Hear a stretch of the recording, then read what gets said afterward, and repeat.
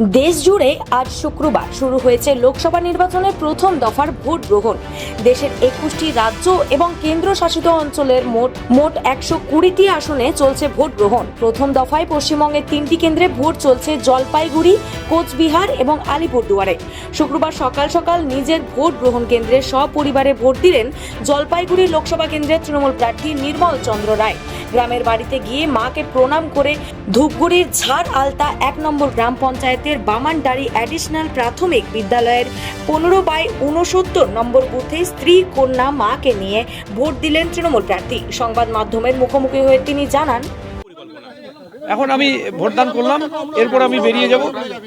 বেরিয়ে কোন কোন দিকে যাচ্ছেন? আমি এদিক দিয়ে চলে যাব। আমি বানারহাট হয়ে ধূপগুড়ি টাউন হয়ে বেরিয়ে যাব ময়নাগুড়ি হয়ে মালবাজার হয়ে রাজগঞ্জ হয়ে ডাবগ্রাম ফুলবাড়ি, আবার ব্যাক করব। তারপরে জলপাইগুড়ি 17-1 17-2 হয়ে মেঘলিগঞ্জ চলে যাব। মেঘলিগঞ্জ গিয়ে আবার ময়নাগুড়ি 2 টাচ করে তারপরে আমি আবার যথারীতি ধূপগুড়িতে ফিরে আসবো। পার্টি অফিসে যাবো। ভোট দিলেন? হ্যাঁ, সবাই মিলে ভোট দিলাম। কোথাও অশান্তির খবর পাওয়া যাচ্ছে? না, এখন পর্যন্ত তো সেরকম পাওয়া যায়নি। মানে অন্তত ভোট কেন্দ্রে না, এখন আমি এখানে আমার তো প্রথম এখানে অভিজ্ঞতা হলো, ঠিকই আছে, ওরা শান্তিপূর্ণভাবে ভোটটা করার ওনারা চেষ্টা করছেন।